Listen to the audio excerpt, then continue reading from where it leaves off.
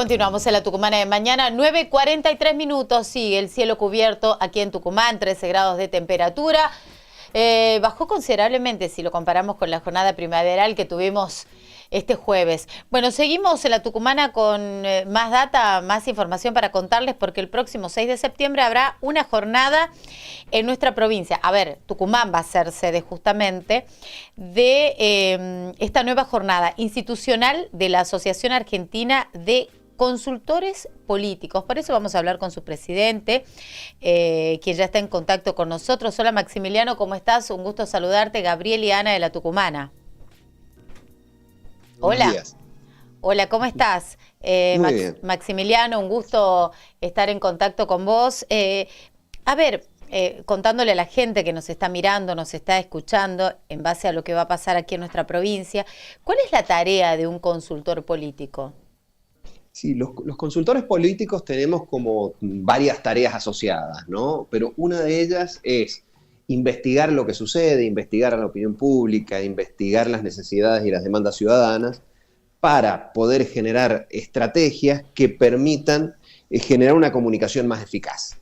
En ese contexto, pensar que la política es permanentemente con comunicación, la forma de generar un buen vínculo entre representantes y representados y entre las personas entre sí en términos generales, es a través de la comunicación, y los consultores políticos intentamos acercar a los diferentes actores de la política, y los ciudadanos lo son, de tal manera de que se produzca un sistema de toma de decisiones colectivas que sea muy eficiente, mediante una comunicación eficaz, mediante, en las diferentes etapas de las relaciones y de las situaciones políticas, que son campañas electorales, comunicación de gobierno, comunicación de oposición, asuntos públicos para aquellas empresas que participan dentro del espacio público, comunicación gremial, entre muchas otras, en las cuales nosotros, desde abordajes teóricos y metodológicos, intentamos contribuir, como digo, a la mejora de la comunicación de los distintos actores.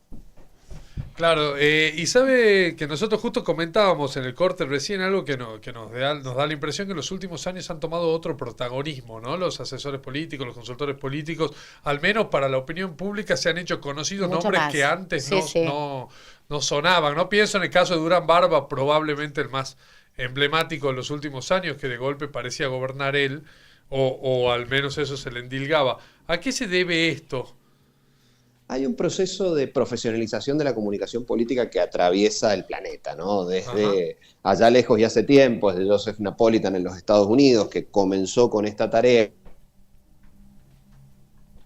Hola, ¿estás, Maximiliano? Bueno, ya vamos a restablecer el contacto con Maximiliano Aguiar, que es presidente de la Asociación Argentina de Consultores Políticos, justamente por lo que se va a desarrollar aquí en nuestra provincia el próximo 6 de septiembre. Hablando específicamente de lo que ha crecido mucho en estos últimos años, que está vinculado justamente con la tarea del consultor político. Y lo decías, vos le consultás. ¿Está nuevamente, Maximiliano? Te escuchamos. Se nos cortó la comunicación.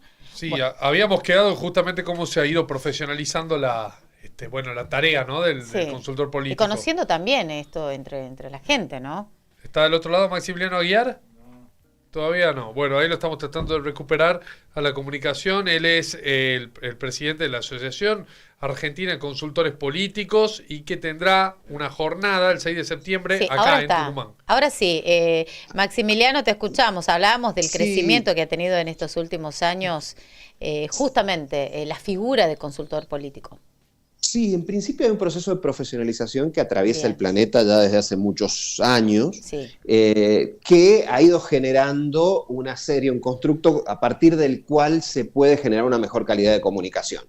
Entonces, esto hace que justamente un área que estaba bastante oculta, que no existía inicialmente, que estaba bastante oculta en alguna etapa, se hace más visible. Pero aquí hay que poner algunos puntos sobre algunas cuestiones que suelen suceder, como por ejemplo dar al consultor político poderes que los consultores no tienen. Consultor desde de partida es hombre de consulta, o persona, mujer de consulta, por supuesto. Bien, entonces en ese contexto los tomadores de decisiones son siempre los políticos. Exacto. Si en algún caso puntual hay algunos consultores que además de eso ejercen una especie de actividad política propia, y de un poder por sí mismo, bueno, ya no tiene que ver específicamente con su función sobre consultor político comunicacional, que es lo que nosotros hacemos normalmente. En muchos casos, ante la visibilidad de algunos de ellos, también se utiliza esto para golpear a los políticos por vía intermedia. Bien, entonces en algún caso, digo, y hay muchísimas experiencias, no solo en la Argentina, sino en el mundo, se golpea a quienes son parte del entorno, a quienes aconsejan al líder político, claro, de tal manera de golpear de manera indirecta. Con lo cual, como digo, hay casos puntuales donde pueden ejercer, además de eso, algunas otras tareas que ya no son propias del consultor político en sí mismo y que generan alguna especie de halo alrededor de un consultor todopoderoso, claro, que en algunos casos tiene más de mito que de realidad. En algunos otros casos, por supuesto, puede darse esa situación, pero en general nos dedicamos a asesorar en términos comunicacionales las mejores vías para generar una comunicación efectiva, y esto tiene relevancia porque la política es siempre, como decía recién, con comunicación, con lo cual la única manera de establecer vinculaciones políticas es comunicando, y en ese sentido nuestro rol como consultores políticos es importante y es de enorme responsabilidad en términos de dar consejos adecuados a los líderes políticos, pero también a organizaciones ciudadanas que quieren incidir en la agenda pública. Claro.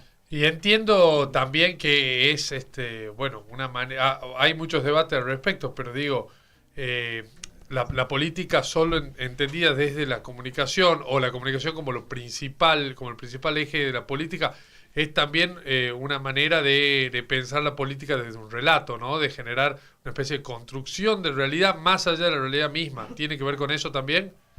Bueno, hay que ver qué es la realidad misma. La realidad, claro, siempre es contada. Sí. Con lo cual, la definición de qué es la realidad siempre es descrita de alguna manera. Y en ese contexto no existe, como digo, realidad sin narración de la realidad.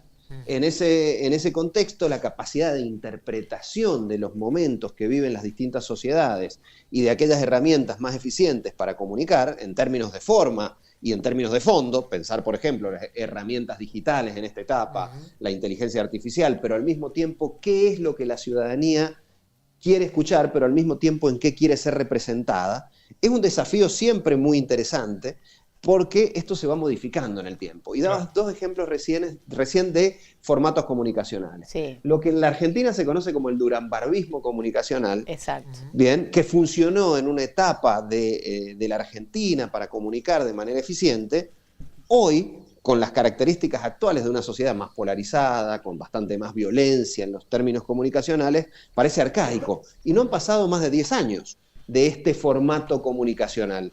¿Qué sucede? Cambió la sociedad, cambiaron las figuras que pretenden representarlos y cambian los modos eficientes de comunicar la política, junto con cambios tecnológicos. No era esa la etapa de TikTok, por decirlo en alguna manera. No era esa la etapa pospandémica que vivimos hoy. Bien, entonces en esos contextos esto es un desafío permanente para todos los actores sociales, adaptar su comunicación sin perder la esencia en contextos enormemente cambiantes, ¿no? Entonces, por eso hago referencia a esto, que uno dice, no ha pasado tanto tiempo desde que parecía que esos formatos comunicacionales eran los más eficientes, y lo fueron en alguna etapa, hasta que quedaron en un segundo plano a partir de algunos otros más agonales, que hacen más referencia al conflicto que al consenso, y donde parece que el líder toma decisiones, digo, ahí hablo del modelo comunicacional de Milei hoy. Esto tampoco implica que esto necesariamente vaya a ser dominante en el futuro. Entonces, los actores de la política, los actores de lo público, del espacio de lo público, deben adaptarse a esta nueva sociedad, a estas nuevas formas de comunicar, y estar permanentemente actualizados en virtud de las demandas ciudadanas, de tal manera de ser eficientes en el desenvolvimiento de la sociedad y no quedar, como digo, de modé en una sociedad que se modifica de manera permanente. Y esto, por supuesto, está directamente relacionado a los recambios generacionales, ¿no? Y a generaciones que tienen otros modos de comunicarse, por supuesto. Y pienso que tan viejo ha quedado, por ejemplo, esa idea de los medios masivos de comunicación y los medios tradicionales como moldeadores de la opinión pública también. ¿Cómo ha cambiado ese concepto también, no? completamente en virtud del surgimiento de nuevas herramientas comunicacionales que son muy eficientes, pero, y esto hay que decirlo, y va a ser justamente uno de los temas que vamos a tratar en las jornadas del encuentro regional de ASACOP, lo que sucede no es que unos medios reemplazan a otros, sino que se superponen, se yuxtaponen. Entonces, si uno mira, por ejemplo, lo que sucede en las redes sociales, en esta última etapa, por ejemplo, en TikTok, va a encontrar mucha información que inicialmente apareció en medios masivos. Hay un proceso, y en los medios masivos uno encuentra que están comentando un tweet. En este contexto hay como un nuevo armado comunicacional donde los medios no dejan de ser importantes, pierden la relevancia como únicos actores comunicacionales, pero esto no implica que caen en la irrelevancia, sino que se generan nuevos formatos comunicacionales donde unos medios confluyen con otros de una determinada manera. Perfecto. Bueno, ya para cerrar, Maximiliano, ¿quiénes pueden participar? ¿Tiene un costo este evento? Sí, es el día 6 de septiembre, de 8:30 a 18:30. Van a estar presentes consultores políticos de todo el país. Hago una breve referencia. Va a estar Carlos Fara, Gila Vilker, Leandro Graglia, Claudio Gareca, Silvio Iramaín, Franco Gianotti, Pedro Butazzoni, Gustavo Coso. Es una selección de consultores políticos de todo el país, hablando de todas estas temáticas, ¿no? De temáticas importantes como es la construcción de narrativas, el análisis de la situación política actual. Vamos a estar hablando de las transformaciones, cómo ser un consultor político eficaz, estrategias de comunicación, en entornos parlamentarios.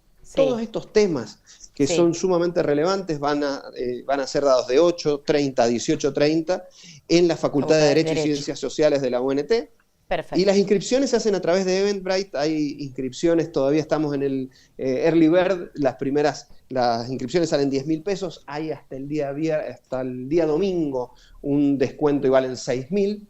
Y realmente va a ser un encuentro que vale la pena, no solo por lo que se va a decir, sino por todo lo que se va a poder dialogar con aquellos que concurran. Perfecto. Políticos, estudiantes, consultores, periodistas, todos aquellos que quieran concurrir van a ser muy bienvenidos.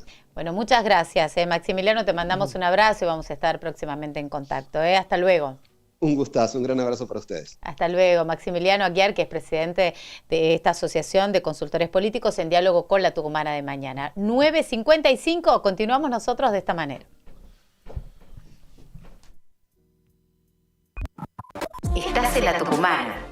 Estás en la 95.9, tu radio.